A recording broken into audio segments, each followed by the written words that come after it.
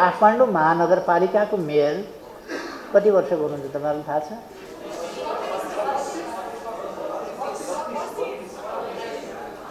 $29. So far I think she is 29. Below 30. अनि काठमाडौँ महानगरको जस्तो उपमेयर मेयर त जवान भने पनि दारी अलिअलि फुल्न थालेछ के अरे। तैपनि उहाँ जवान हुनुहुन्छ। त्यतिको मान्छेलाई जवान नभन्न मिल्दैन, जवानै छ। जहाँसम्म पोलिटिकल पार्टीले अरू पार्टीले अरू केही वर्ष लगाएर पनि 29 वर्षकोलाई कमसेकम क्यान्डिडेटसम्म बनाउने हिम्मत गरौँ त। मेरो किडनी ट्रान्सप्लान्ट गरेर अपरेसनबाट निस्किएपछि बेडमा केही गर्न सकिनँ। त्यति बेला मैले एउटा गीतको रचना गरेँ। मलाई लाग्यो म कति भाग्यमानी छु, मेरो देशले यस्तो प्रगति गर्दैछ। अब त किडनी ट्रान्सप्लान्ट, किडनी फेल भयो भने पनि ट्रान्सप्लान्ट, पहिलोपल्ट किडनी ट्रान्सप्लान्ट मैले दिल्लीमा गरेँ। अर्को के चलाउँछन् भने all are corrupt. Of course they are corrupt. तर जसले आफ्नै प्रपर्टी, सिङ्गै property, not a part of the property but entire property जसले डोनेट गर्छ अनि उसले भ्रष्टाचार गरेर कसलाई खुवाउने? भ्रष्टाचारी म हुने, खाने अर्को, त्यो म किन गर्छु? योगको आविष्कार त्योभन्दा अगाडि प्रारम्भिक योग, आदि योगी भनेर शिवलाई भनिन्छ, त्यहाँबाट प्रारम्भ भएको थियो।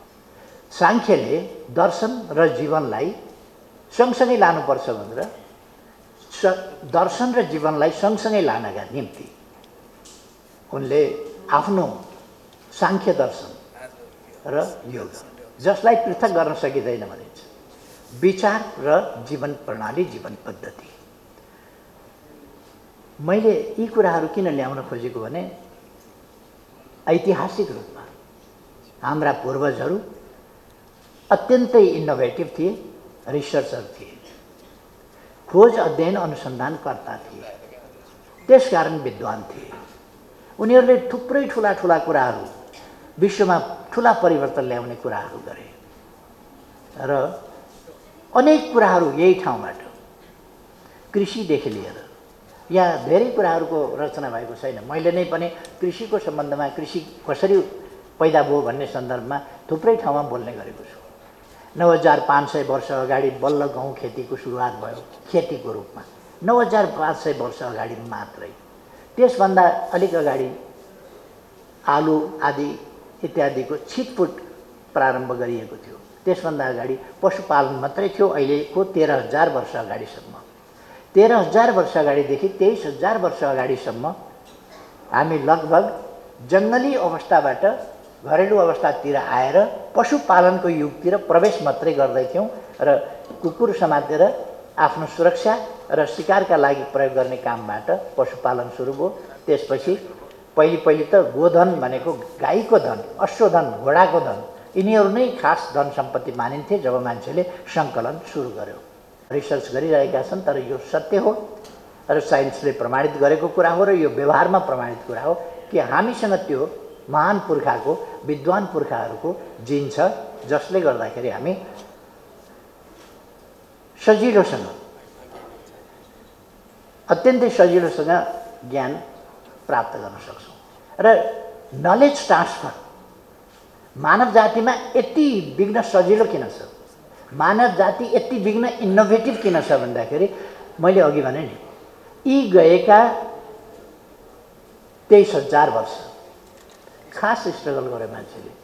त्यसमा पनि गएको 10,000 वर्ष त मान्छेले समाजलाई आधुनिक बनाउन, प्रगति गर्न, सुविधायुक्त बनाउन, आवास बनाउन, खाना, पेटको चिन्ताबाट अलिकति हल्का मुक्त हुन, एकैचोटि मुक्त हुन त सकिँदैन थियो, त्यसबाट मुक्त हुनका लागि कोसिस गर्नु पर्थ्यो। यो फाइदा हामीसँग छ, हाम्रा पूर्वजहरूको जेनेटिक मेमोरी। यो धरती यस्तो हो जहाँ अत्यन्तै सृजनशीलता छ। अर्को, हामी जता पनि सिर्जना देख्छौँ, त्यो सिर्जना देख्ने भएको हुनाले हामी सृजनशीलताको एउटा सोच, मानसिकता हामी कहाँ बन्छ। हामी झार पलाइराखेका देख्छौँ, बिरुवा उम्रिराखेका देख्छौँ, बढिराखेका हुन्छौँ, फुलको कोपिला लाग्दै गरेका देख्छौँ, त्यो फक्रिँदै गरेका देख्छौँ, परिवर्तन भइराखेको देख्छौँ, नदी बगिराखेका देख्छौँ, हिउँ पग्लिराखेका देख्छौँ, बादल आइराखेको देख्छौँ, पानी बर्सिराखेका देख्छौँ। यी सबै कुराले हामीलाई परिवर्तन बताइराखेका हुन्छ। यी सबै कुराले गतिशीलता, परिवर्तनशीलता र सृजनशीलता, हामीले रोपेको धान हुर्किँदै गएर फलेको हामी देख्छौँ, त्यसको रूपान्तरण देख्छौँ। यी सबै कुरा जीवनमय देख्छौँ अथवा प्रकृति जीवनमय छ भन्ने फिलोसफी हामीलाई बुझ्न हाम्रो प्रकृतिले धेरै सजिलो गरी बताउँछ। अब यो अनुकूलतामा आजका हामी युवाहरूले हाम्रो देश यस धरतीलाई बनाउनु छ। आज विश्वका युवाहरूले यस धरतीलाई सुन्दर, शान्त, मानव बस्न योग्य, कुनै त्रास नभएको, पेटको चिन्ताबाट अलिकति मुक्त, पेटकै चिन्तामा रहनु पर्यो भने चरामुसा जस्तै हुन्छ। कसरी पेट भर्ने, कसरी बाँच्ने भन्ने कुरामै उसको जिन्दगी जान्छ। त्यसकारण बाँच्ने कुरा एउटा पेटको चिन्ता, अर्को भयबाट मुक्त, त्रासबाट मुक्त। कसैले मेरो जिन्दगी हरण गर्छ, मेरो अधिकार हरण गर्छ, मेरो सम्पत्ति हरण गर्छ कि यस्तो कुराबाट मुक्त, अथवा त्रासमुक्त, भयमुक्त, खतरामुक्त, सुरक्षित जीवन। आन्तरिक रूपमा हामी फुड सेक्युरिटी भन्छौँ, फुड सोभरेन्टी भन्छौँ। फुड सेक्युरिटीबाट र अर्को सोसल सेक्युरिटी, अर्को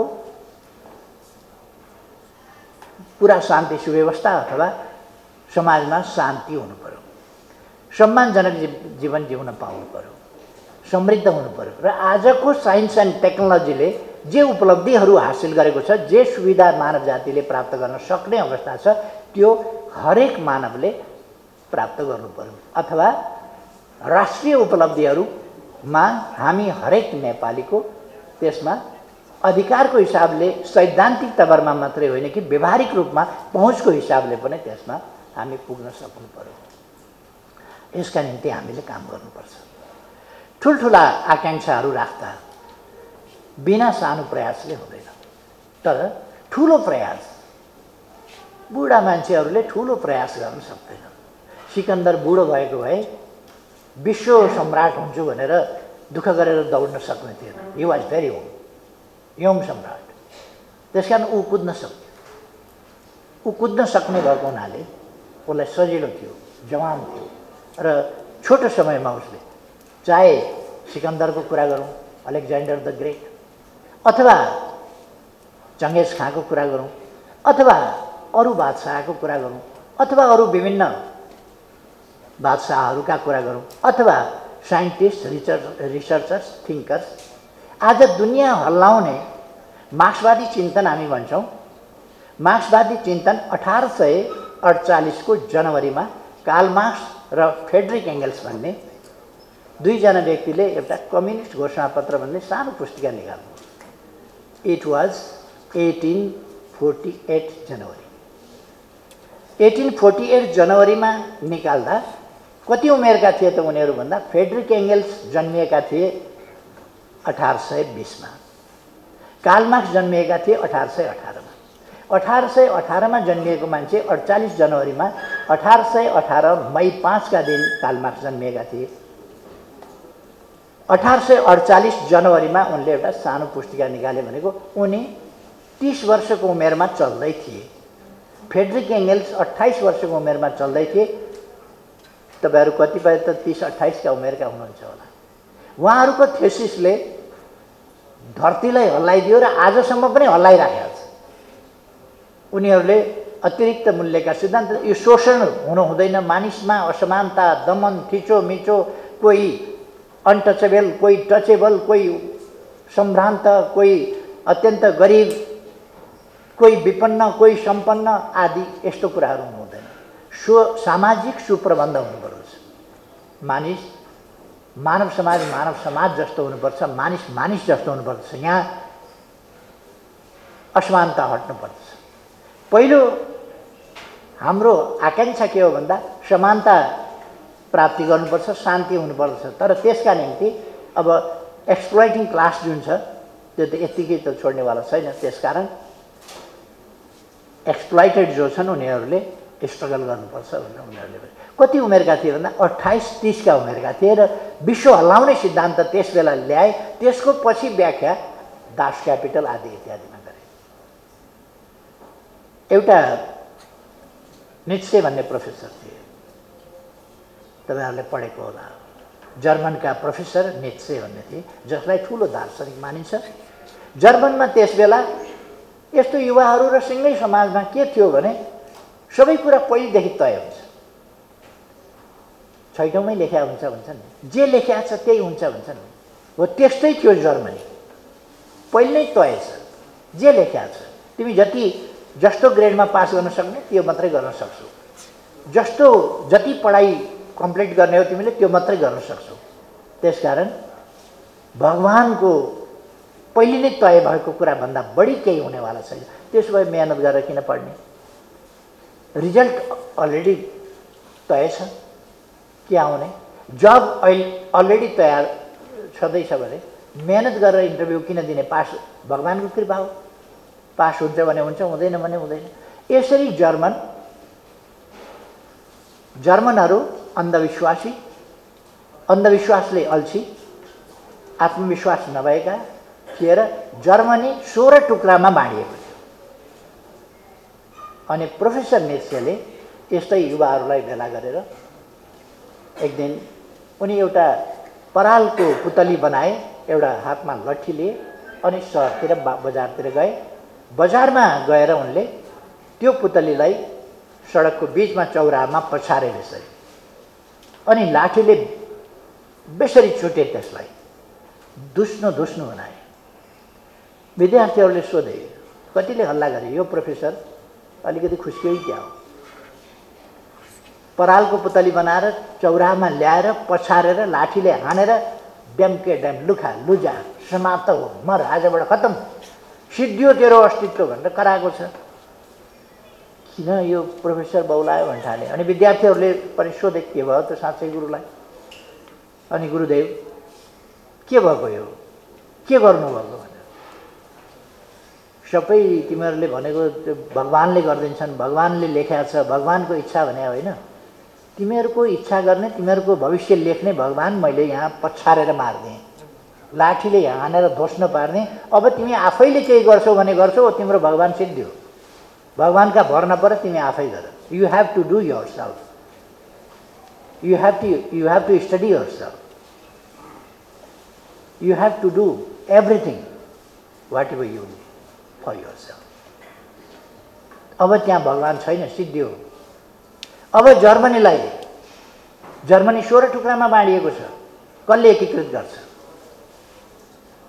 जर्मनी पछाडि परेको छ, कसले अगाडि बढाउँछ? हेपिएको छ जर्मनी, कसले अगाडि बढाउँछ जर्मनीलाई? बिस्मार्क भन्ने तपाईहरु जस्तै बसिरहेको एकजना युथ थियो। बिस्मार्कले भन्यो, म गर्छु गुरु, जर्मनीलाई म अगाडि बढाउँछु, जर्मनीलाई विकसित गर्ने नेतृत्व म लिन्छु, म बनाउँछु, जर्मनीलाई गरिबबाट धनी म बनाउँछु, पछाडि परेकोलाई अगाडि म बनाउँछु। Later on, he became the chancellor of Germany, Bismarck. र उसको टिमले 16 टुक्रामा बाँडिएको जर्मनीलाई एडभान्स बनायो, एकीकृत गर्यो।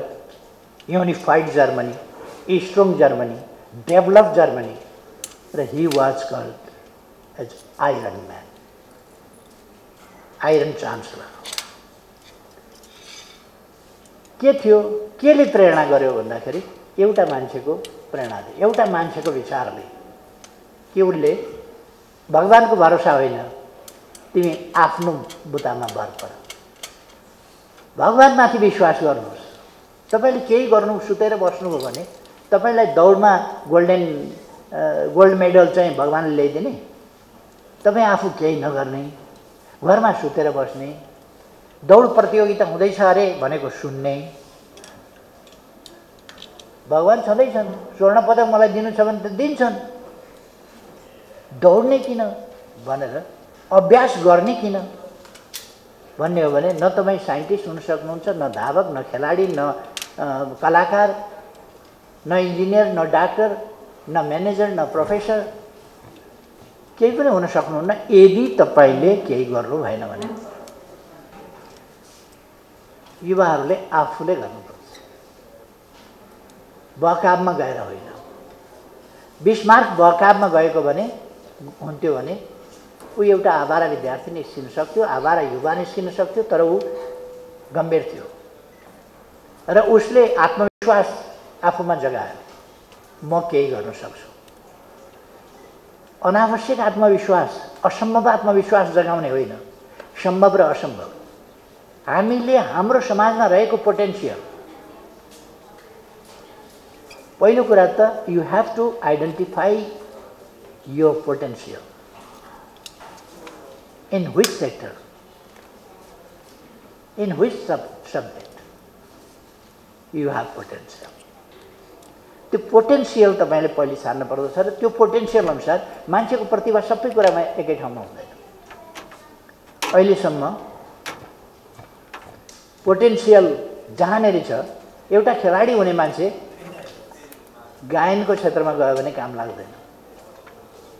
त्यो खेलमा पो उसको पोटेन्सियल सम्भावना हुन्छ त गलो नै छैन उसको भने जति गरे पनि अभ्यास गर्न सक्छ तर गलोले साथ दिँदैन। जुन विधामा उसको सम्भावना छ, पोटेन्सियल छ। म तपाईहरुलाई भन्न चाहन्छु what is the development. Development भनेको के हो भन्दा धरती असाधारण पोटेन्सियलले युक्त छ र मानव मस्तिष्क यस सृष्टिको सबभन्दा महत्त्वपूर्ण र सबभन्दा उच्चतम सिर्जना मानव मस्तिष्क हो।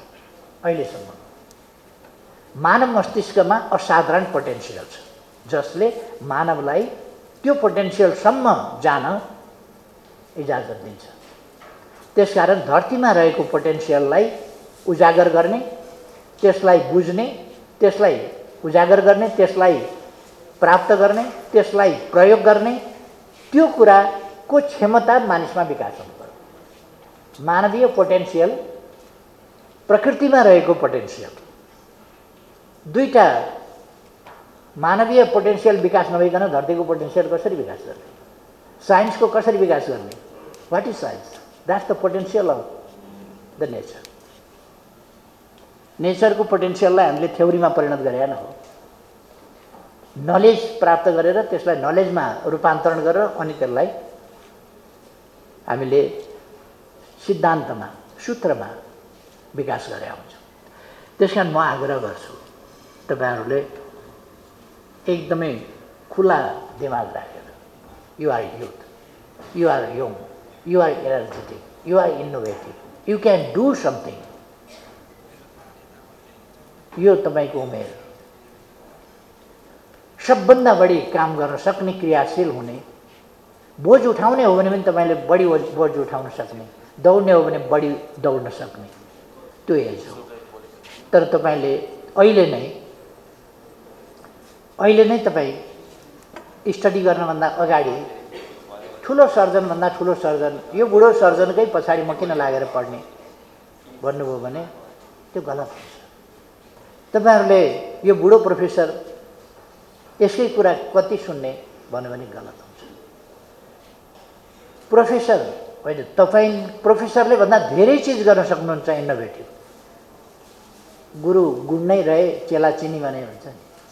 हरेक ठाउँमा चेलाहरू चिनी बन्छन्, गुरु भन्दा एक स्टेप अगाडि बढ्छन्, तब नै उनीहरूले नयाँ नयाँ कुराहरूको सृजना र रचना गर्छन्।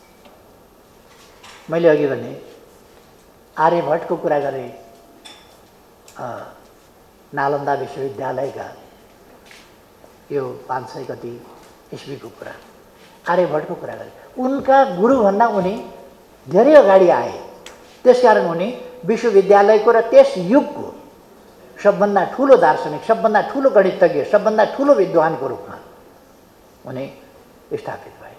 उनका गुरुभन्दा कता हो कता अगाडि बढे।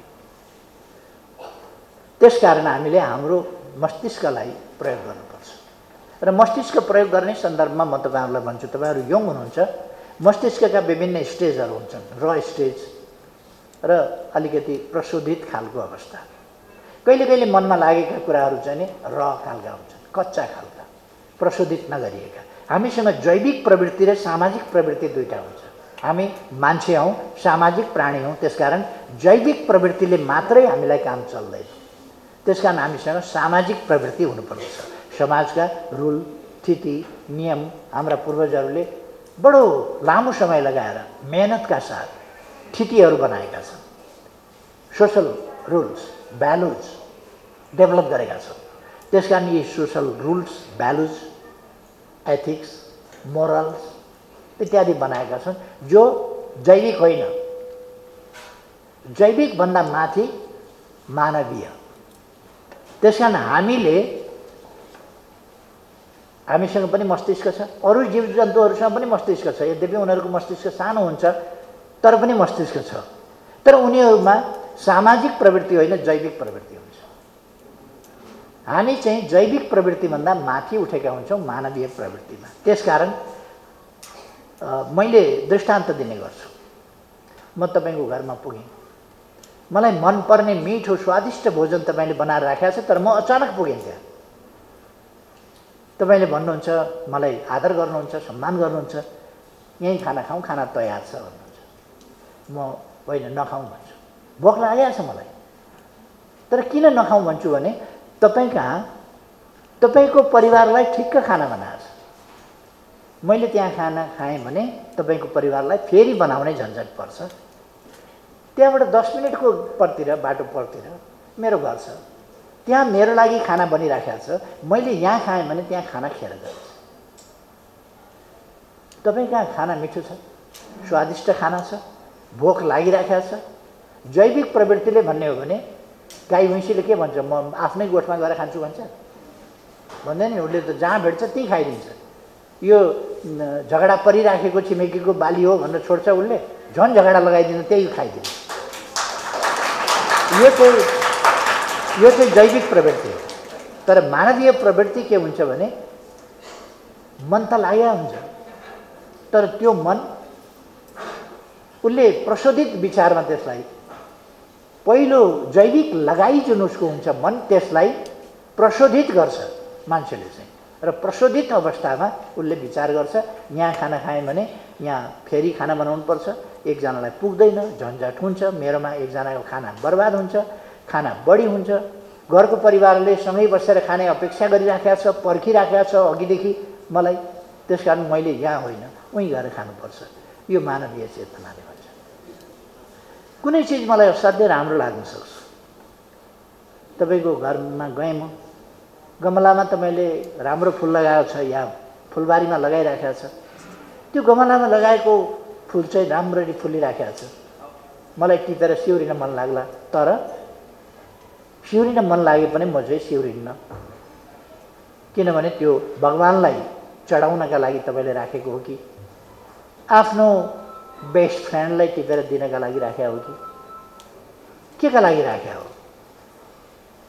मैले टपक्क टिप्दिएँ भने त्यो फुल चुडिए जस्तो होइन, तपाईँको मन चुडिए जस्तो हुन्छ कि। त्यसकारण मैले विचार गर्नुपर्छ, यो फुल मेरा लागि होइन, यो फुल भगवानलाई चढाउनका लागि छ कि कुनै व्रत छ र त्यसमा दिनका लागि छ कि प्रियजनलाई दिनका लागि छ कि कसैको ह्याप्पी बर्थडे भन्नु छ कि केही कुरा होला त्यसको उद्देश्य। त्यसकारण मैले त्यो उद्देश्यलाई खचपच्याउनु हुँदैन। त्यसकारण जैविक मन अथवा नेचरल प्राकृतिक हिसाबले मैले त्यसलाई मन पराउँछु र टिप्न खोज्छु, तर वास्तवमा म त्यसो गर्दिनँ। यस्ता कुराहरूमा हामीले ध्यान दिनुपर्छ र हामी यस देशका नागरिक हौँ। हामीले हाम्रो देशलाई माया गर्न सक्नुपर्छ। हामी यहाँको अक्सिजनमा सास फेरिरहेका छौँ। 2 मिनट अक्सिजन पाइएन भने हामी मर्छौँ।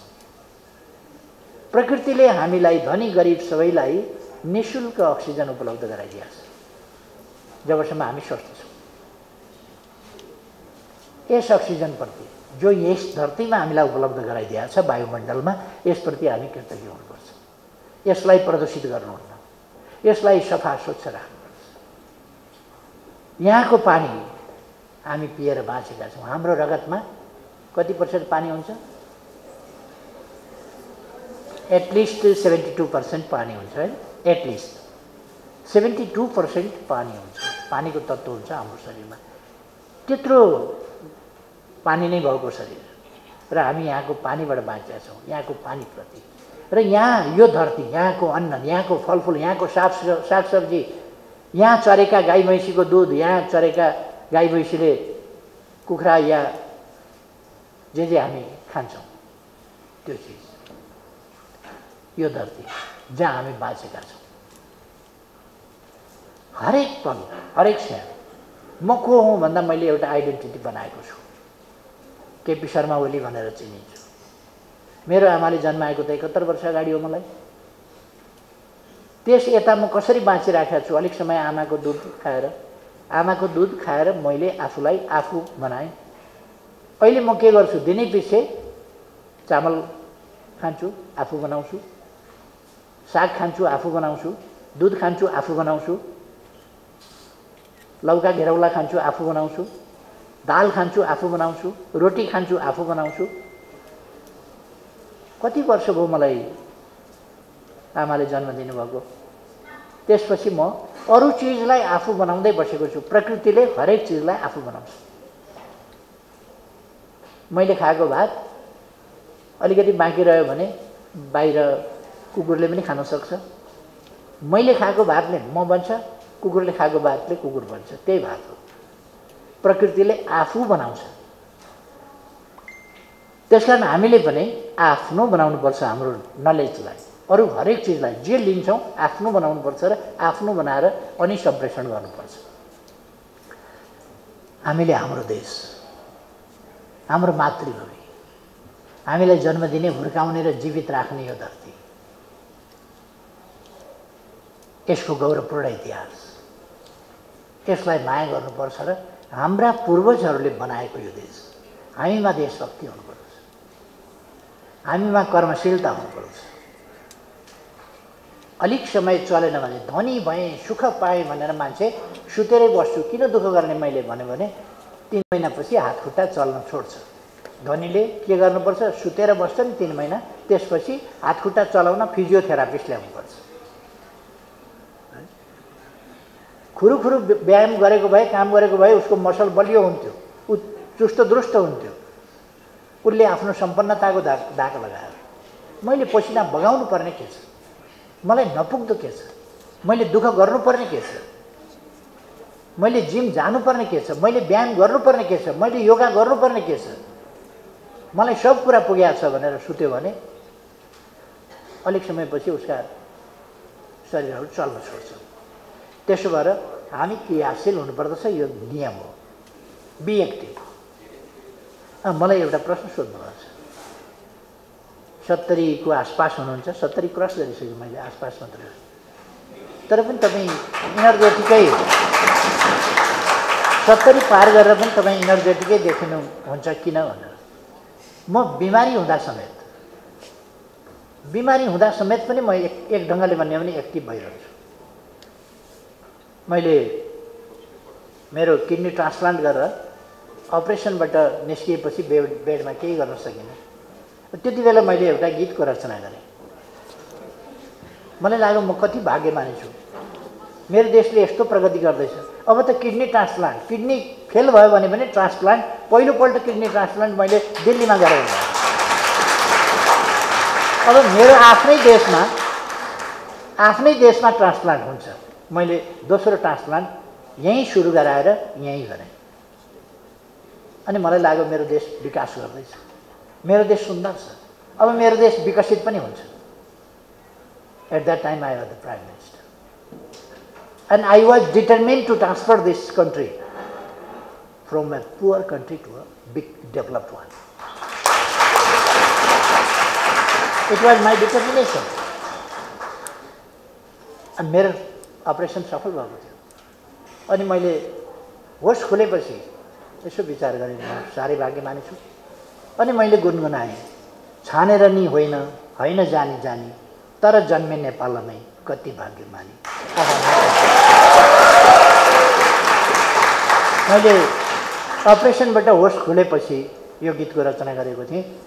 अहिले हाम्रो शिशिर योगीले यो गीत गाउनुहुन्छ, उहाँको स्वरमा यो गीत गाइने गरेका छ शिशिर योगी।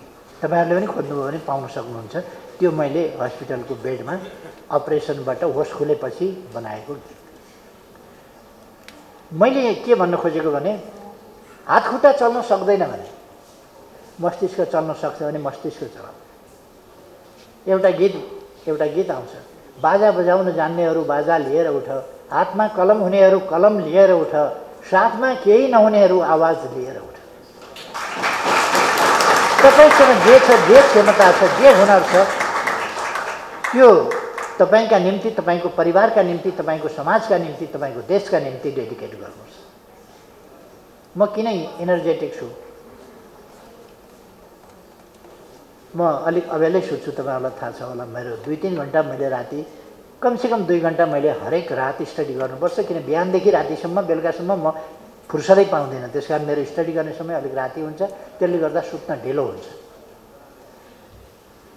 तर पनि अलिकति स्टडी हरेक दिन जति अबेला भए पनि या त आइप्याड पल्टाउँछु, ल्यापटप पल्टाउँछु, या त पुस्तक पल्टाउँछु, या त कपी निकालेर केही नोट गर्छु। केही न केही मैले हरेक दिन गरेको हुन्छ। अलिक साह्रै बिरामी हुँदा बाहेक हल्का बिरामी हुँदाखेरि पनि नोट गर्ने काम, यसो अलिकति केरकार गर्ने काम जस्ता कुराहरू चाहिँ म गरिहाल्छु। म जेल बसेँ 14 वर्ष, अत्यन्तै कठिनाइको स्थितिमा बस्ने 4 वर्ष नेल हतकडीसँग कालकोठरी भन्छ, कालकोठरी भन्दा पनि सेल भन्छ, एउटा गोलघर भन्ने अत्यन्त कष्टकर छ। जहाँ उहिले 97 सालमा टङ्कप्रसाद आचार्य, रामहरि शर्माहरूलाई राखिएको थियो, उहाँहरू 27 महिना त्यहाँ बस्नुभयो। हामीहरूले 4 वर्ष बस्नु परेको थियो त्यस ठाउँमा, बहुतै कष्टको ठाउँ। त्यहाँ मार्नका लागि राजनीतिज्ञहरूलाई राखिन्छ। बाई चान्स मार्ने समय जुरेन, म बाँचेँ, तपाईहरुसँग भेट भयो, खुसी लागेछ। र मैले देशलाई एउटा नयाँ डिरेक्सनमा, करप्सन नै सदाचार हो कि जस्तो गरेर, आचार हो कि जस्तो गरेर बनिरहेको अवस्थामा म करप्सन गर्दिनँ, गर्न दिन्न भन्ने कुरा, र करप्सन गर्दिनँ भन्ने मात्रै होइन, मैले आफ्नो प्राइभेट प्रोपर्टी, मेरो श्रीमतीको सम्पूर्ण सम्पत्ति आफ्नो होइन, अब राज्यको सम्पत्ति भनेर डिक्लेयर गरेर त्यसलाई पास गरिदिइसकेको छु। किनभने म देशका लागि समर्पित छु। त्यसकारण मेरो घर म बाँचिन्जेल, मेरो श्रीमती बाँचिन्जेल म बस्न पाउँछु। त्यसपछि अहिले पनि म त्यो घर बन्दकी राख्न सक्दिनँ, म त्यो घर बेच्न सक्दिनँ, बेचेर खर्च चलाउन सक्दिनँ। बिमारी भए पनि उपचार तपाईहरुले गराउनु भयो भने कोनी, नत्र भने मसँग पैसा छैन। किन पैसा छैन भने अलिकति त सांसद छु, सांसदको हिसाबले थोरैतिर आउँछ, नत्र भने मैले घर बेचेर उपचार गर्छु भन्ने पनि छैन, किन घर दान गरिसकेको छ। दान गरेका चिज बेच्न पाइँदैन, तपाईहरुलाई थाहै होला। त्यसो भएर मेरो डेडिकेसन छ, र डेडिकेसन इनएक्टिभ खालको डेडिकेसन होइन, एक्टिभ डेडिकेसन।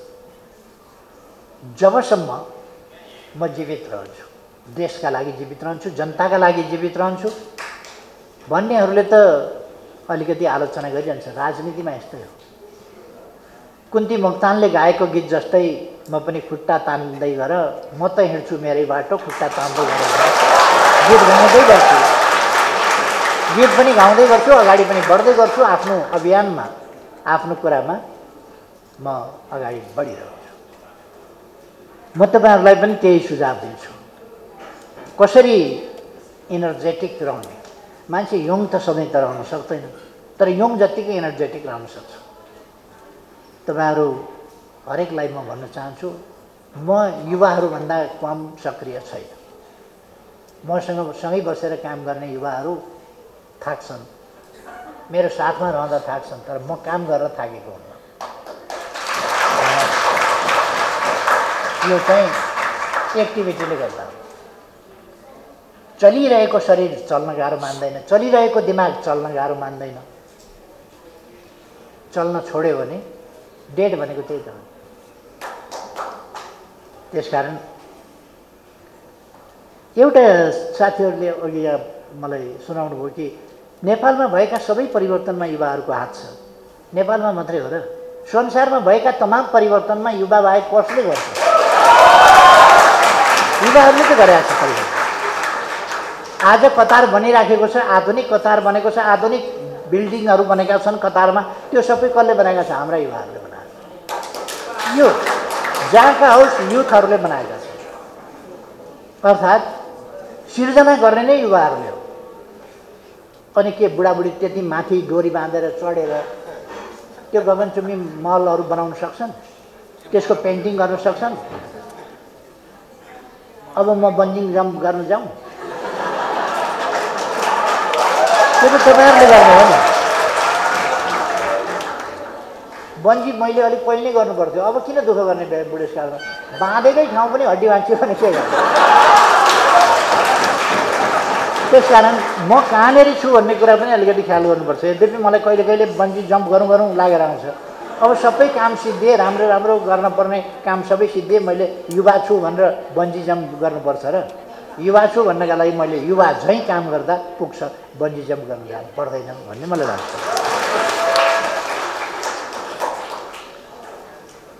राजनीति गर्ने बेलामा सधैँ युवावर्गलाई उपेक्षित गरिएको छ भन्नुभएको छ। यो सत्य हो र? हाम्रो काठमाडौँ महानगरपालिकाको मेयर कति वर्षको हुनुहुन्छ तपाईँहरूलाई थाहा छ?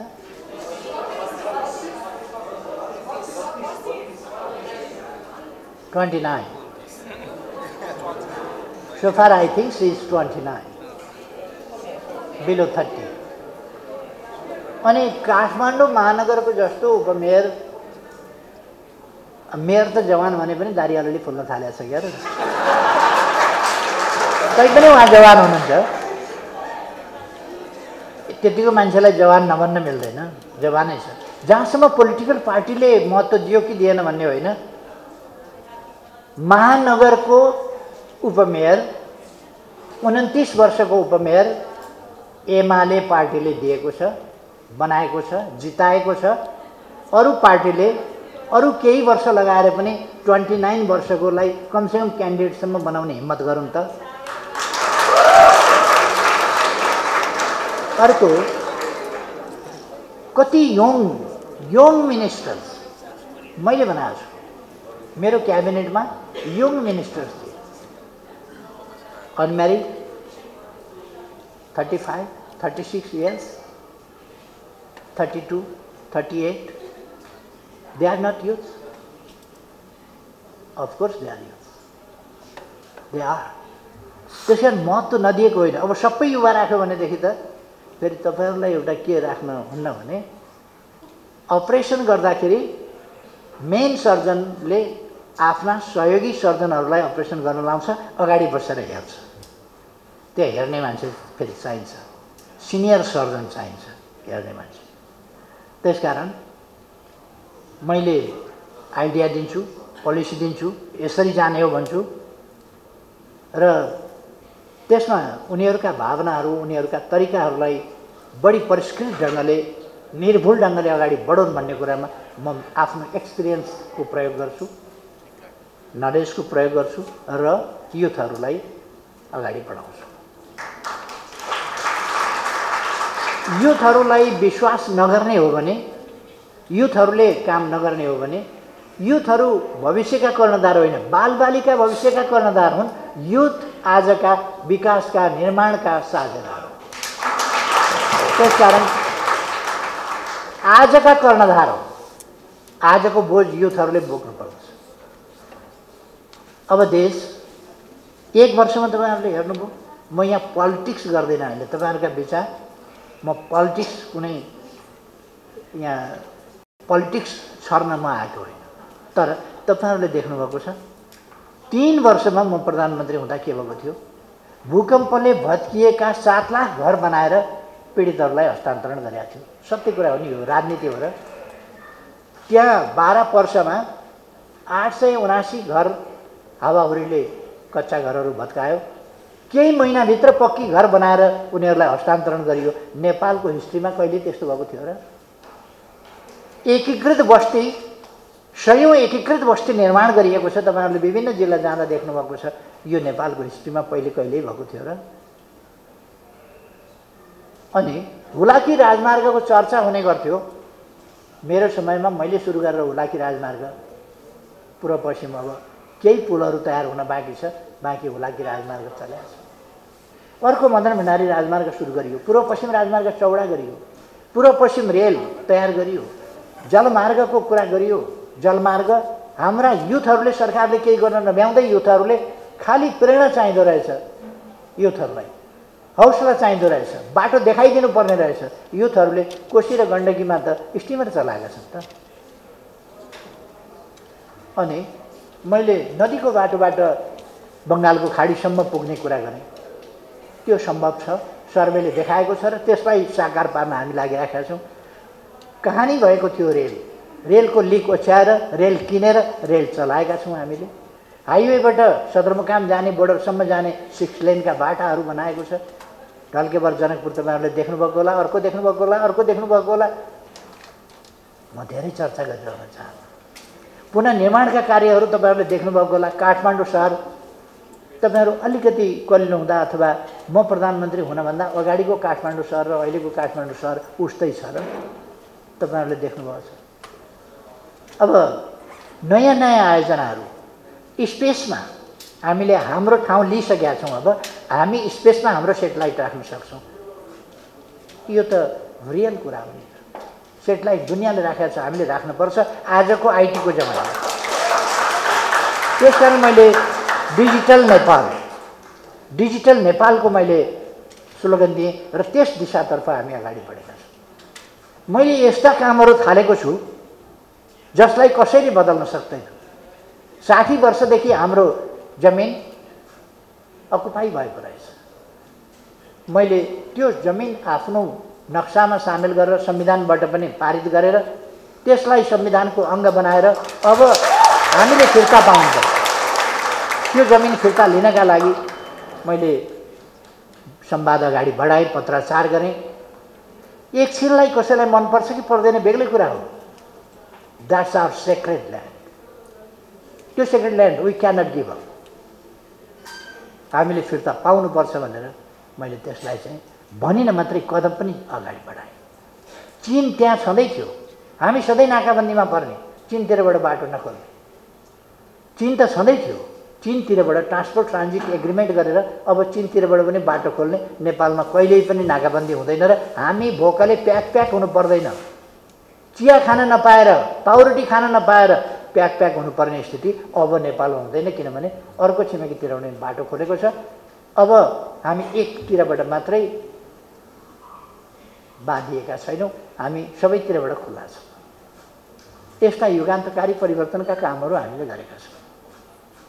एजुकेसनल फिल्डमा, हेल्थ फिल्डमा कोभिड सुरु हुँदाखेरि एउटा परीक्षण गर्ने ल्याब थिएन। पहिलो हामीले हङकङ पठाएर टेस्ट गरेका थियौँ। अहिले 100औं ल्याब मैले स्थापना गरेका छु कोभिडको टेस्ट गर्न। If you have not vaccinated, then I would like to suggest you to vaccinate. Vaccines are available here in Nepal. That I did. हामी उत्पादक होइन, तर हामी कहाँ अभाव छैन। भारत उत्पादक हो। भारतपछि दोस्रो देश हामी नै हौँ जसले भ्याक्सिन लगायो। अक्सिजन सिलिन्डर प्लेनबाट विशेष प्रबन्धका साथ झिकाएर हामीले यहाँ प्रबन्ध गऱ्यौँ, काम गऱ्यौँ। त्यसकारण म भाइ बहिनीहरूलाई भन्न चाहन्छु, हामीले देश बनाउनुपर्छ। एउटा हल्ला चलाइएको छ, सबै उस्तै हुन्, किनभने त्यस्तैहरूले आफू केही गर्न सक्छु, मेरा यी नीति छन्, समृद्ध नेपाल बनाउन सक्छु, सुखी नेपाली बनाउन सक्छु भन्ने पोलिसी निर्धारण गरेर त्यो गन्तव्य तोकेर अगाडि बढ्न सक्ने कोही नहुँदाखेरि अर्काले गर्यो भने सबै उस्तै हुन्छ। कसैले पनि केही थाहा पाउँदैन, कसैले पनि केही देख्दैन, कसैले पनि केही गर्दैन, कसैसँग भिजन छैन। यस्तो हल्ला चलाउँछ। अर्को के चलाउँछन् भने all are corrupt. Of course they are corrupt. तर जसले आफ्नै प्रपर्टी, सिङ्गै property, not a part of the property, but entire property, जसले डोनेट गर्छ अनि उसले भ्रष्टाचार गरेर कसलाई खुवाउने? मसँग छ भने म तपाईँलाई खुवाउन सक्छु, छैन भने भ्रष्टाचार गरेर म किन खुवाउँछु? भ्रष्टाचारी म हुने, खाने अर्को, त्यो म किन गर्छु? त्यस कारण यो कुरा सम्भव छैन। अब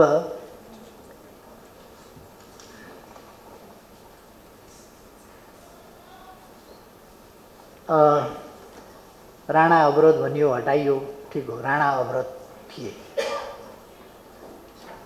थिए, दुनियाँ अहिलेको मोडर्न एरामा दुनियाँ कहाँबाट कहाँ अगाडि बढिसक्दाखेरि राणाहरूले स्कुल खोल्न नपाइने, पढ्न नपाइने, के नपाइने, त यस्तो खालको प्रबन्ध यहाँ राखेका थिए, त्यसलाई हटाइयो। त्यसपछि पनि त कङ्ग्रेस आयो, कङ्ग्रेस आएर 4 वर्ष त कम्युनिस्ट पार्टी माथि प्रतिबन्ध लगायो डेमोक्रेसीमा। 8 साल, 9 साल, 10 साल, 11 साल, 12 साल कम्युनिस्ट पार्टी त प्रतिबन्धित अवस्थामा थियो। डेमोक्रेसी भनेको एउटा पार्टीका लागि हो र? मल्टी पार्टी सिस्टम भनेको एउटा पार्टी सिस्टम हो र? डेमोक्रेसी भनेको दादागिरी? डेमोक्रेसी भनेको दादागिरी होइन। मैले हिजो एक ठाउँमा बोल्दाखेरि पनि भनेको थिएँ, डेमोक्रेसीमा कम्पिटिसन हुन्छ, होस्टाइलिटी होइन, दुश्मनी। अहिलेको सरकारले, अहिले गठबन्धनमा भएका पार्टीले दुश्मनीतिर राजनीतिलाई लान खोजेका छन्। म तपाईँहरूलाई किन यो भन्दैछु भने त्यो राजनीति गरेको होइन। हाम्रो समाज स्वस्थ प्रतिस्पर्धातिर जाने कि दुश्मनीतिर जाने? कहिले जातका नाउँमा, कहिले धर्मका नाउँमा, कहिले भूगोलका नाउँमा नेपालीलाई भिडाउन खोजिन्छ, यहाँ सेन्टिमेन्टमा ल्याउन खोजिन्छ। हाम्रो पहिचान भनेर नेपाली पहिचान हामीले खोज्नुपर्ने नेपाली पहिचान हो। जातका पहिचान यो भनौँ अनि एकले अर्कालाई घृणा गर्यो, यसरी नेपालीलाई फुटाउन, विभाजित गर्न खोजिएको छ। हाम्रो देश विविधतायुक्त देश छ। सर्वोच्च शिखर सगरमाथादेखि अनेक उच्च हिमशृङ्खलादेखि 58 मिटर मात्रै समुद्र सतहभन्दा माथिको लोल्यान्ड हामीसँग छ। यस्तो विविधता छ केही किलोमिटरको डिस्टेन्समा। एरोनोटिकल माइल्सको हिसाबले भन्ने हो भने लेस देन 100 एरोनोटिकल माइल्स, त्यो डिस्टेन्समा हामीसँग यो डाइभर्सिटी छ। Geographical diversity, natural diversity, biodiversity, and there are so many other diversities. Similarly, we have social diversity. Nepal is the country of diversity. Diversity is our richness, is our property. त्यसकारण कल्चरमा diversity छ, अनेक चिजमा diversity छ। Diversity हाम्रो सम्पदा हो। यसमा हामीले गर्व गर्नुपर्छ, यसलाई मिलाएर राख्नुपर्दछ र अगाडि बढाउनुपर्छ। परिस्थिति फेरिएको छ। परिस्थिति फेरिएको छैन भन्ने नठान्न म साथीहरूलाई आग्रह गर्न चाहन्छु। परिस्थिति अवश्य फेरिएको छ। हिजो राणा हुँदा यस्तै थियो र? होइन, जहाँको त्यहीँ हामी छैनौँ। कतिपय साथीहरूले भन्छन् महिला दिदीबहिनीहरूको स्थिति फेरिएकै छैन। आज जिल्लाबाट तपाईँहरू एकजना पुरुष एकजना महिला आउनुभएको छ। आज कम्पिटिटिभ जमाना छ। विद्यार्थीको इनरोलमेन्ट हेर्नुभयो भने हिजो हामी सानो हुँदाखेरि पढ्दाखेरि 2टा बालिका हुन्थे, 20 जना छात्र हुन्थे, 2टी छात्र हुन्थे, 3टी छात्र हुन्थे। आज 50-50 हुन्छ। आज नम्बर ल्याउने कुरा हो भने कहिले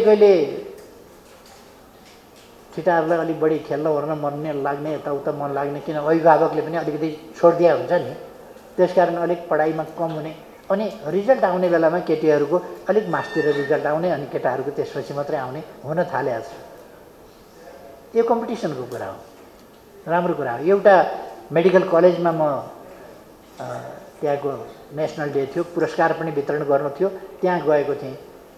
फर्स्ट, सेकेन्ड, थर्ड अनि सान्त्वना पुरस्कारसम्म सबै महिला आएको देखेर म छक्क परेँ। पुरुष विद्यार्थी पढ्दैनन् भने पढ्छन्, तर यसपछि मात्रै आउँछन्।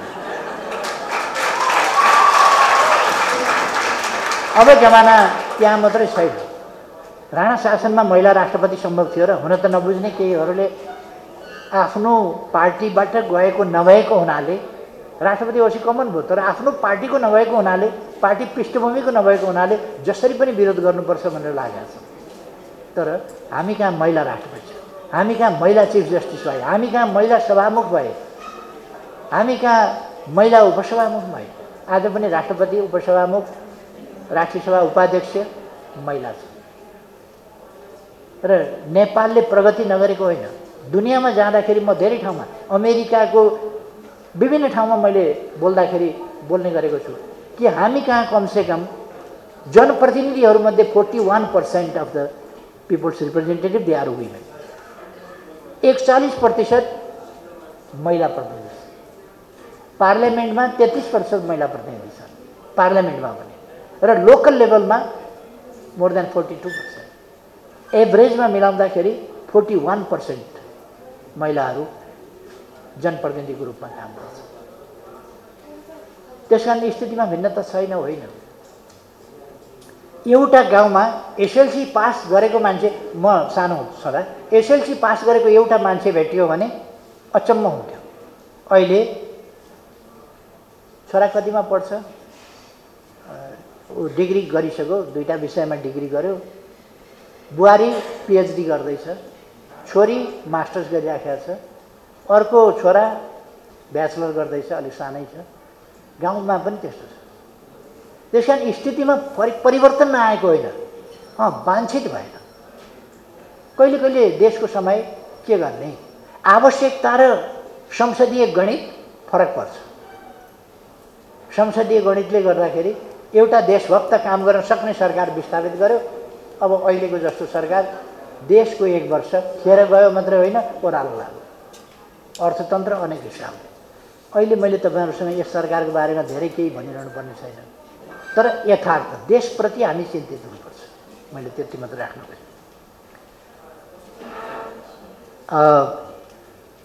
यो परिवार पाल्नकै निम्ति युवाहरू चाहिँ विदेश जानुपर्ने अवस्था छ भनेर तपाईहरुले राख्नुभएको छ। यो अवस्था कसरी सिर्जना भयो भने देशमा हिंसा सिर्जना भयो। त्योभन्दा अगाडि थिएन। माओवादी जनयुद्ध भन्ने सुरु भयो। जनयुद्धले गाउँमा बस्न दिएन, गाउँबाट सहर जान खोजे, सहरमा बस्न दिएन, सहरबाट काठमाडौँ आए त्यहाँ पनि बस्न दिएन। भागेर कतै सुरक्षित त हुनु पर्ला, नत्र कि त तथाकथित लडाकु भएर मान्छे मार्दै हिँड्नु पर्यो, लुट्दै हिँड्नु पर्यो, कि चाहिँ जोगिनु पर्यो, भाग्नु पर्यो। कुकर्म गर्न तयार नभएपछि भागेर उम्किएर कतै विदेश जानु पर्यो, मलेसिया जाऊ, कतार जाऊ, खाडीका मुलुक अरू कुनैमा जाऊ, यो खालको प्रचलन सुरु भयो। अथवा कतै जहाँ सुरक्षित हुन्छ त्यहाँ जाऊ, यसरी यो सिलसिला सुरु भयो र आज भयावह स्थितिमा नै यो सिलसिला चलेको छ। एकैचोटि एउटा ब्रेकमा हामी यसलाई स्टप गर्न सक्दैनौँ। त्यसकारण हामीले रोजगारीका अवसरहरू सिर्जना गर्ने र रोजगारीका अवसर मात्रै होइन, उद्यमशीलता सिर्जना गर्ने। हरेक युथहरू इनोभेटिभ र उद्यमशीलतामा स्टार्टअपका कार्यक्रमहरू। त्यसै कारण हामीले युवाहरूले सर्टिफिकेट राखेर लोन लिन पाउनेदेखि लिएर स्टार्टअपका लागि अरू फेसिलिटी दिने कुराहरू अगाडि बढाएका हौँ र सोसल अरू कामहरू हामीले गरेका हौँ। त्यसकारण यो चिज राम्रो होइन। कहीँ पनि रेमिटेन्समा भर पर्ने अर्थतन्त्र अत्यन्त कमजोर हुन्छ। हामी आत्मनिर्भर अर्थतन्त्रतर्फ जानुपर्छ। त्यसका निम्ति हाम्रा युवाहरू देशभित्र बस्नुपर्छ। अर्को एउटा कुरा भनौँ, आइडिया नभएर पनि खालि रोजगारीका अवसर नभएर पनि खेतहरू बाँझा छन् जो सुन फलाउन सकिन्छ। अमेरिकामा, जापानमा, इजरायलमा कृषकहरूले नै कति ठुलो आम्दानी गरेका छन्, किनभने they have modernise their agriculture. हामीले हाम्रो एग्रिकल्चरलाई मोडर्नाइज गर्नुपर्छ, कमर्सियलाइज गर्नुपर्छ, मेकानाइज गर्नुपर्छ। त्यसो भयो भने ठुलो मात्राको उत्पादन गर्नुपर्छ। हामीले मार्केट पाउन सक्छौँ र त्यो राम्रो रिटर्न दिन सक्छ। अहिले पुरानो निर्वाहमुखी कृषि भएको हुनाले, लगानी पनि नउठ्ने भएको हुनाले युवाहरू त्यसमा आकर्षित छैनन्। We have to provide them technology. हामीले एग्रिकल्चरल सेक्टरमा टेक्नोलोजी दियौँ भने मनाङमा एग्रिकल्चरबाट, स्याउ फार्मबाट 57 लाखमा जमिन लिजमा लिएर स्याउ फार्म चलाएको छ। बिजनेस नाफामा गएको छ, धेरैलाई रोजगारी दिएको छ। द्वारा अहिले हामीले संविधान यस्तो बनाएका छौँ जहाँ क्लस्टर छुट्याइएको छ। प्रदेश निर्वाचन क्षेत्र कुन प्रदेशमा कति निर्वाचन क्षेत्र, सङ्घीय कति, प्रादेशिक कति। अन्तबाट मान्छे त जाने होइन, त्यहाँ अन्तबाट लगिने होइन, त्यहीँका मान्छे उठ्ने हुन्। त्यसकारण प्रादेशिक असन्तुलन भयो भन्ने कुरा पनि हुँदैन। अर्को, जेन्डरको हिसाबले हामीले पार्लियामेन्टमा जसरी होस् 33% त पुर्याउनै पर्छ। लड्न जित्न सक्ने स्थितिका महिला दिदीबहिनीहरूलाई हामी उम्मेदवारी दिन्छौँ, जिताउने कोसिस गर्छौँ, जिताउँछौँ। सक्ने छैन भने हामीले समानुपातिकमा नाम राखेको हुन्छ, त्यस समानुपातिकबाट भए पनि 33% पुर्याउँछौँ। त्यसकारण 33% प्रतिनिधित्व सुनिश्चित छ। उम्मेदवारी दिँदाखेरि लाइक डिसलाइकको अरू पार्टीको म भन्न जान्दिनँ। अहिले मैले नेतृत्व गरिरहेको म अध्यक्ष भएको पार्टीमा कमसेकम म नातावाद कृपावादको आरोप नलागेको मान्छे हो। मेरो श्रीमती 2टा विषयमा मास्टर्स गरेकै छन्, ब्याङ्कमा काम गरेर रिटायर भएकी मान्छे हुन्। तर पोलिटिक्समा लोभ गर्नु हुँदैन। परिवारको एकजना भएपछि फेरि अर्को। अब मेरो श्रीमतीलाई पनि राजनीतिमा भयो भने मैले नताने पनि अर्काले के ठान्छ भने श्रीमती तान्यो भन्ने ठान्छ। अर्को कुरा, मेरो स्वास्थ्य यस्तो फ्रेजाइल छ, ह्यान्डल विथ केयर भन्छ नि, त्यस्तै ह्यान्डल विथ केयर जस्तो। त्यसकारण मलाई मेरो श्रीमतीको साथ सहयोग पुरा आवश्यकता छ काम गर्नका लागि। मेरो स्वास्थ्यलाई बहुतै सन्तुलित ढङ्गले राख्नुपर्छ। यो सर्कसमा डोरीमा हिँड्ने खेलाडी हुन्छ नि, त्यस्तै डोरीमा हिँड्ने खेलाडी जस्तै गरेर हिँड्नुपर्छ, नत्र भने अलिकति बिग्रिने बित्तिकै बिग्रिन्छ। त्यसकारण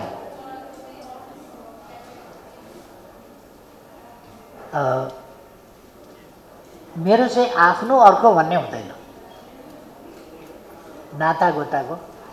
तपाईँहरूले मेरो भाइ छ एउटा आफ्नै, मेरै बुवाको छोरो। मेरो भाइको बारेमा सुन्नुभएको छ? राजदूत हुन खोज्यो, यो हुन खोज्यो, एमपी हुन खोज्यो, फलानु कमिटीमा खोज्यो, यसरी पेलपाल गर्यो, कहीँ सुन्नुभएको छ? 10 कट्ठा जमिन लिएर हलो जोतेर बसेको छ मेरो भाइ। कुनै असन्तुष्टि छैन उसमा, ऊ आफ्नो काम गर्छ र ऊ वडा कमिटीमा सङ्गठित छ, पार्टीको वडा कमिटीमा पुरानो सदस्य हो। उसले थाहा पाएदेखि राजनीति गरेको छ, तर भद्रपुर नगरपालिकाको वडा कमिटीमा सङ्गठित छ। त्यसकारण मेरो भाइले संसदको उम्मेदवारी सङ्घीय संसदको पनि पाउनेवाला छैन, प्रदेशको पनि पाउनेवाला छैन। तपाईँहरू ढुक्क हुनुहोस् न। नातावाद कृपावाद हुँदैन। मेरो आफ्नै भाइ किन वडा कमिटीमा सङ्गठित छ भने उसले गरेकै काम त्यति छ, त्यति काम गरेछ, त्यति नै त्यही सङ्गठित। त्यसकारण जसले जे गर्छ त्यस अनुसारको जिम्मेवारी पाउनुपर्छ। मेरो भाइ आफ्नो काम गर्छ, आफ्नो जीविका चलाउँछ। अरू जस्तो भाइ बुहारी, छोरी छोरा, श्रीमती, सालो, यसका लागि मरिहत्ते गरेर हिँड्ने एमाले नेतृत्व चाहिँ कमसेकम होइन, म अरूले पनि त्यसो गर्नु हुँदैन है भन्छु। योगदान केही छैन, इतिहास केही छैन। एकैचोटि पार्टीको नेतृत्वमा आउने, एकैचोटि प्रधानमन्त्रीमा टप्किने, यो कुरा तपाईँहरूले पनि इच्छा गर्नु हुँदैन है। कामदाम केही गरेका छैन, एकैचोटि देशको प्रधानमन्त्री टप्किएर लुडो खेल्या हो। त्यसकारण काम गरेरै अगाडि बढ्नुपर्छ। नेताका हुन् जसुकै हो, काम गरेर दौडिएर जो अगाडि पुग्छ त्यसले स्वर्ण पदक पाउँछ। अनि लाइनमा आफ्नो मान्छे लगाइदियो, अर्कालाई लडाइदियो, के गरिदियो, अथवा अगाडि नै पुगेछ भने पनि परिणाम घोषणा गर्ने बेलामा पछाडि भए तापनि अल्झिएर पछाडि परेको हुनाले फर्स्ट नै घोषणा गरिएको छ जस्तो काम गर्नु। त्यसकारण उम्मेदवारी घोषणा गर्ने सन्दर्भमा हामी काम गर्न नसक्ने अशक्त ज्येष्ठ नागरिकहरू बाहेक विभिन्न उमेर समूहका, कानुनले 21 वर्षभन्दा माथि, 25 वर्षभन्दा माथि कतिलाई यसपल्ट 25 भन्दा माथिकालाई दिँदैन क्यार, तलकालाई 25 भन्दा तलकालाई सांसदमा दिँदैन, राष्ट्रिय सभामा 35 वर्ष नपुगेकालाई संविधानले दिँदैन, त्यो ठिकै हो। राष्ट्रपति हुन 35 नपुगेकालाई दिँदैन, 35 पुरा भएको हुनुपर्छ राष्ट्रपति उपराष्ट्रपति हुन। प्रधानमन्त्री हुनसम्म 25 वर्ष उमेर पुरा गरेपछि पाउँछ क्यार। बल गर्नुहोस् भाइ बहिनीहरू। अब प्रतिस्पर्धामा उत्रिनु भयो भने मेरो त साथ रहन्छ, सहयोग रहन्छ, तर प्रतिस्पर्धाबाट जानु पर्यो। त्यसकारण उम्मेदवारी वितरण एमालेमा कुनै धाँधली हुँदैन। म तपाईँहरूलाई ढुक्क रहन आग्रह गर्न चाहन्छु। मेरो समय कठिन थियो म युवा हुँदाको। आज म युवा भएको भए के गर्थेँ? आजको युवा भएको भए हिजोको युवा हुँदा त्यस बेलाको जस्तै गर्थे, त्यस बेलाको जस्तै गरे हो। त्यस बेला सङ्घर्ष गर्दा भूमिगत जानु पर्थ्यो, पूर्णकालिक हुनु पर्थ्यो, गिरफ्तार हुनु पर्थ्यो, चुटाइ खानु पर्थ्यो, नेल हत्कडी लाउनु पर्थ्यो, जेल बस्नु पर्थ्यो। त्यो सबै मैले गरेँ। त्यस बेला जमाना त्यही थियो। आज त्यो पर्दैन, म त्यसै गरी काम गर्थेँ। आजको विज्ञान प्रविधि त्यस बेला थिएन। आज त विज्ञान प्रविधि मैले यहाँ बोलिराखेको कुरो ग्लोबल्ली गइराखेको छ, ग्लोबल्ली गएको छ यो कुरो। हिजो त्यस्तो समय थिएन। एउटा साथी भेट्न पऱ्यो भने कति दिन हिँडेर गएर त्यसलाई भेटेर सम्झाउनु पर्थ्यो, कुरा गर्नु पर्थ्यो। तपाईँहरूलाई थाहा छ कार्ल मार्क्स र फ्रेडरिक एङ्गल्स, जर्मनीबाट फ्रेडरिक एङ्गल्स फ्रान्स आए, बेलायतमा बसिराखेका कार्ल मार्क्स पनि फ्रान्स आए र त्यहाँ एउटा भोल्टियर क्याफे थियो। त्यसमा 10 दिनसम्म त्यो एउटा रेस्टुरेन्ट जस्तो हो। भोल्टियर जो प्रसिद्ध साहित्यकार, उनीहरूको खानदानले चलाएको त्यो अहिलेसम्म पनि छँदैछ त्यो भोल्टियर रेस्टुरेन्ट। त्यो रेस्टुरेन्ट सिन नदीको किनारमा, त्यो लुभ्र म्युजियमको पनि नजिकै पर्छ अगाडितिर। त्यसै गरेर परित्यक्त भन्ने ठाउँ छ, इनभ्यालिड भन्ने, त्यो नेपोलियन बोनापार्ट के अरे बोनापार्टको स्मृति भवन, त्यसको नजिकै पर्छ। त्यसमा त्यो भोल्टियर रेस्टुरेन्टमा बसेर उनीहरू 10 दिनसम्म छलफल गरेका थिए। अहिलेको जस्तो होइन। अहिलेको जस्तो स्काइपीमा कुरा गर्न, अर्को कुरा गर्न, अर्कोमा कुरा गर्न त्यसरी सुविधा थिएन र त्यस बेला त्यसरी कुरा गर्नुपर्थ्यो। अहिले भए उनीहरू एक ठाउँ आएर चाहिँ त्यसरी 10 दिन बसेर त्यत्रो गर्नुपर्ने थिएन होला। उनीहरू चाहिँ ट्याक गरेर चाहिँ आदान प्रदान गर्थे, विचारहरू सजिलो थियो।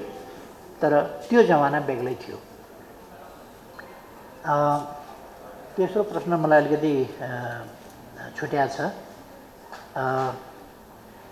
फरक क्षमता भएका भाइ बहिनीहरूको सन्दर्भमा हाम्रो पार्टीमा फरक क्षमता भएका भाइ बहिनीहरू सङ्गठित पनि हुनुहुन्छ, काम पनि गरिरहनु भएको छ र उहाँहरू विभिन्न ढङ्गले विभिन्न ठाउँमा प्रतिनिधित्व पनि गर्नुहुन्छ, विभिन्न ठाउँमा गर्दै पनि आउनुभएको छ र फरक क्षमता भएका साथीहरू विभिन्न तहमा प्रतिनिधित्व पनि गरिरहनु भएको छ। अब अङ्ग प्रत्यारोपण गरेको 2 पल्ट किडनी फेरेको त मै छु, अध्यक्ष नै बनाइराखेका छन्। हाम्रोमा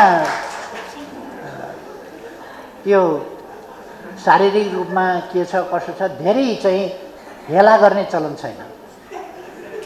हाम्रो पार्टीले हेला गर्दैन, यस्तो उस्तो भनेर हेला गर्दैन। कार्यक्षमता अनुसार उसलाई जिम्मा दिएको हुन्छ र हामी जिम्मा दिन्छौँ। म भाइ बहिनीहरूलाई एकदम ढुक्कले अगाडि बढ्न आग्रह गर्न चाहन्छु।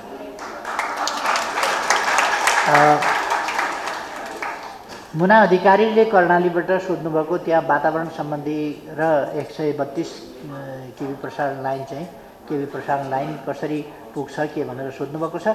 देशव्यापी रूपमा विद्युतीकरण, सबै ठाउँमा विद्युतीकरण, सबै ठाउँमा खानेपानी, सबै ठाउँमा अरू सञ्चार सुविधाहरू र बाटाका पूर्वाधार, पुलका पूर्वाधार, एयरपोर्टका आदि पूर्वाधारहरूभित्र पर्ने कुराहरू, खास गरी विद्युत, बाटा पहिलो कुरा, विद्युत दोस्रो कुरा, सञ्चार तेस्रो कुरा, शिक्षा अर्को कुरा, स्वास्थ्य अर्को कुरा र रोजगारीका अवसर अर्को कुरा। यसको यी सबै पक्षहरूको मोडर्नाइजेसन, यी सम्बन्धमा यो इन्क्लुडिङ इलेक्ट्रिसिटी, यी सबै कुराहरूमा चाहिँ भाइ बहिनीहरूलाई हामी तुरुन्तै घोषणापत्र जारी गर्दैछौँ। त्यो घोषणापत्र पनि हेर्न म आग्रह गर्न चाहन्छु। हामीले अब ठुलो पोथा लेख्ने कुरा पनि भएन, सबै कुरा लेख्दाखेरि साह्रै ठुलो हुन्छ। साङ्केतिक रूपमा थोरै थोरै थोरै थोरै कुराहरू त्यसमा लेखेको हुन्छ र सबै कुरा त्यसमा समेटिएको हुन्छ र वातावरण बिग्रिन नदिने, विकासका नाउँमा वातावरण नबिग्रियोस्, वातावरण बचाउने नाउँमा विकास अवरुद्ध नहोस्। There should be a good balance between the development and the environment. त्यसको चाहिँ हामी सन्तुलित विकास, दिगो विकास लक्ष्य, यी कुराहरूलाई ध्यानमा राखेर सबै पक्षहरूमा प्यारामिटरहरू तोकेर हामी अगाडि बढिराखेका छौँ, बढ्छौँ। यो तेस्रो प्रश्न के थियो अरे? यो फरक क्षमताभन्दा अघिल्लो प्रश्न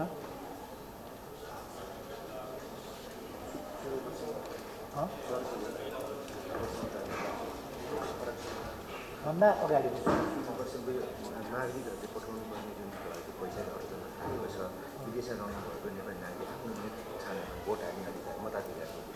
ए यसमा अलिकति रियलिस्टिक एप्रोचका साथ बुझ्नुपर्छ भन्ने मलाई लाग्छ। रियलिस्टिक एप्रोच भनेको कस्तो भने अब जस्तो हामी यहाँ घर अगाडि मतदान केन्द्र राख्दा ढुङ्गा हानेर टाउको फुटाएर खुकुरीले हानेर छिमेकी मारेर भोट खोज्ने तान्ने र लुटेर जित्न खोज्ने, छिमेकी दाजुभाइ छिमेकी दिदीबहिनीहरूलाई मारेर भोट जित्न खोज्ने प्रवृत्ति भएका ठाउँमा यहाँ त्यस्तो धाँधली हुन्छ भने विभिन्न देशमा विभिन्न प्रकारका भोटिङ सिस्टमहरू छन्। त्यसमा गम्भीर क्वेसनहरू उठ्या छ। हामी क्वेसन नउठ्ने गरी सबै नेपाली नागरिकहरू मतदाताहरू जहाँ छन् उनीहरूले मतदान गर्न पाउन्। तर त्यो मतदान यस्तो एउटा फेक भोटिङ नहोस् जसले वास्तविक मत बिम्बित प्रतिनिधित्व हुन नपाएर अर्थकै होस्। त्यस्तो खालको रिगिङका सम्भावनाहरूदेखि लिएर सबै कुराहरू नहुने गरी गर्न चाहन्छौँ। निर्वाचन आयोग संसारभरि नेपाली पुगेको छ, निर्वाचन आयोग कहाँ कहाँ पुग्ने,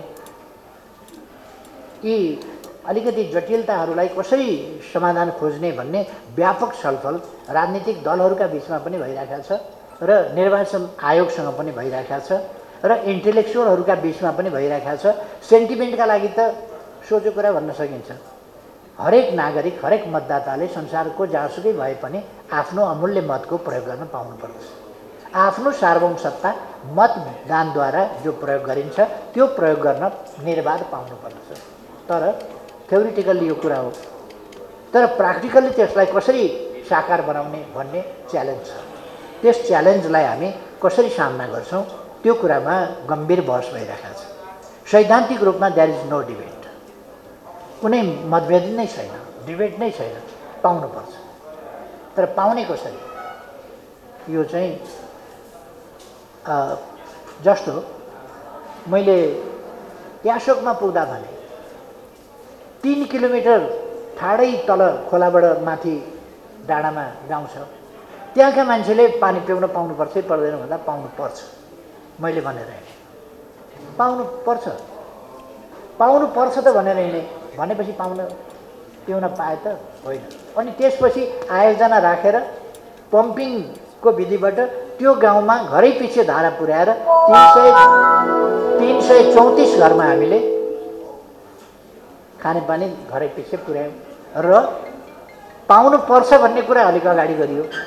पाउनुपर्छ भन्ने कुरालाई पायो भन्ने ठाउँमा पुर्याउनका लागि अलिकति समय लाग्यो, किनभने हामीले पम्पिङ सिस्टम डेभलप गर्नु पऱ्यो नि त। त्यो सिस्टम डेभलप गरेर घर घरमा धारा पुर्याउँदा अलिकति समय लाग्यो। 2-3 वर्षको समय हामीले त्यसमा खर्च गर्नु पर्यो। सकिन्छ। सामान्यज्यूलाई अन्तिमको प्रश्नभन्दा अगाडि एउटा अर्को प्रश्न मैले यहाँ राख्न चाहेँ। विशेष गरी तपाईँले यो सरकारलाई गाली गरिरहनु भएको छ, तपाईँले पनि लामो समयसम्म यो सत्ताको म कुनै सरकारलाई कटाक्ष गर्न त किन चाहन्छु र? म के चाहन्छु भने मेरो देशमा जुनसुकै सरकार बने पनि स्वच्छ सरकार बनोस्, हरेक नेता त्यागी होस्, आडम्बरी पाखण्डी नहोस्, माछा खानुहुन्न भन्ने घरमा गएपछि किताबका खानुहुन्न भनेर खोला र पोखरीका खानुहुन्छ भन्ने त्यस्तो नगरोस्, टमाटर खानुहुन्न भन्ने किताबको पो खानुहुन्न त बारीमा फल्या त खान भइहाल्छ भन्ने यो खालको तरिका नगरोस् भन्ने म चाहन्छु। सरकार कसैको मान पदवी बढाउनका लागि चाहिने होइन, जनताको सेवा गर्नका लागि, देशको विकास गर्नका लागि सरकार चाहिने हो, देशमा सुशासन ल्याउनका लागि सरकार चाहिने हो। त्यसकारण सरकार त्यस्तो होस् भनेर मन पोल्छ। मन किन पोल्छ भने सेटिङमा जब बजेट बन्छ, व्यापारीका प्रतिनिधि आएर करका दर रेट तोक्छन्, मन पोल्छ। मैले केही पाइनँ भनेर त होइन नि, नपाउनु पर्नेले पायो, पाउनु पर्ने जनताले पाएन, जनता लुटियो। स्थिर त्यसमा हो। त्यस कारण म वर्तमान सरकारलाई कटाक्ष गर्ने अथवा आलोचना गर्ने कुनै रुचि नै राख्दिनँ। तर प्रश्न के छ भने फेरि भन्नै पर्ने हुन्छ, म प्रधानमन्त्री हुँदा पैसा छैन पैसा छैन पैसा छैन भने कहिल्यै सुन्नुभयो तपाईँहरूले? यता पनि पैसा छ उता पनि पैसा छ, हुलाकी राजमार्ग बन्छ पैसा छ, धराहरा बन्छ पैसा छ, रानी पोखरी बन्छ पैसा छ, दरबार हाई स्कुल बन्छ पैसा छ, आर्मीको हेडक्वार्टर बन्छ पैसा छ, आर्मीको युनिभर्सिटी खुल्छ पैसा छ, अर्को युनिभर्सिटी खुल्छ पैसा छ, 396वटा हस्पिटल एकै ठाउँबाट मैले शिलान्यास गरेँ, बजेट छुट्याएँ, निर्माण कार्य सुरु भयो, पैसा छ। अहिले सबै पैसा कटेको छ, सबै पैसा छैन, केही विकास गर्न पैसा छैन, बाटो बनाउने पैसा छैन, पुल बनाउन पैसा छैन, बनाइसकेको ठेकदारलाई भुक्तानी दिने पैसा छैन। पैसा जान्छ कहाँ? अलक्षिण पशु कहाँबाट? चिन्ता त्यो हो, पैसा कहाँ गयो? कसरी हरायो पैसा? देशको पैसा कहाँ गयो? म त जहाँ जता फर्क्यो त्यहाँ गर्दै थिएँ त, अहिले किन भएन? त्यस कारण मेरो यो सरकारलाई आलोचना गर्ने कुनै रुचि छैन र प्रतिस्पर्धा गरौँ भन्छु म। नेकपा एमालेले ल्याएका विचारसँग अरू सरकारले त्योभन्दा राम्रा विचार ल्याओस्, त्योभन्दा राम्रा काम गरोस्, विकासका काम अगाडि बढाओस्। अनि मैले त लिम्पियाधुरा लिपुलेक कालापानी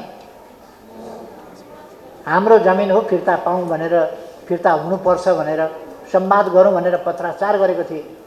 यो सरकार आएपछि के भन्यो? लिम्पियाधुरा लिपुलेक कालापानी समस्या हुन्। समस्या पो भन्छ आफ्नो विभागलाई। यस्तो नहोस्, फिर्ता ल्याउँ, यो मात्रै कुरा हो। विकास गरौँ, यो मात्रै कुरा हो। त्यसकारण यो मेरो कुनै बहस विवादको रुचि होइन। कुरा माथि पारेर देश तल पार्न हुँदैन। देश माथि उठाउनका लागि आफू तल परे पनि केही छैन, तर देश माथि उठाउनु।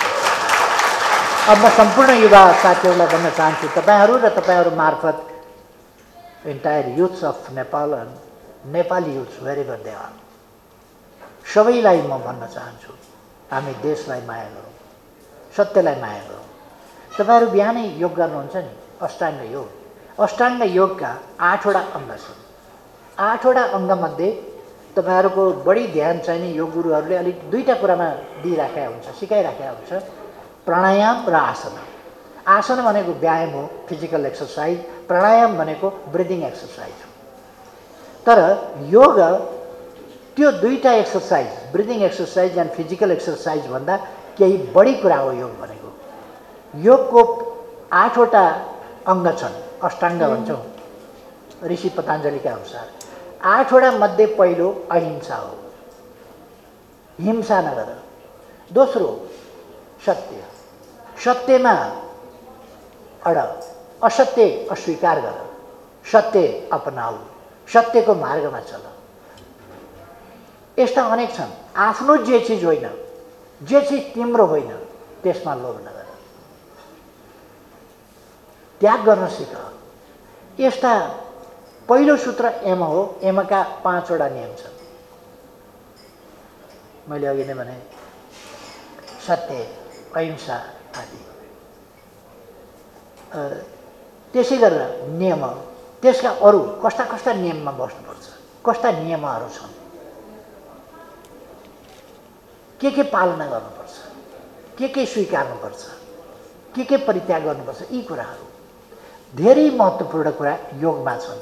तपाईँहरूसँग मौका मिल्यो भने, योगको बारेमा कुनै समय मौका मिल्यो भने, मैले आधी घन्टा जतिको प्रवचन गर्ने मौका पाएँ भने तपाईँहरूलाई योगको बारेमा, वाट इज योग,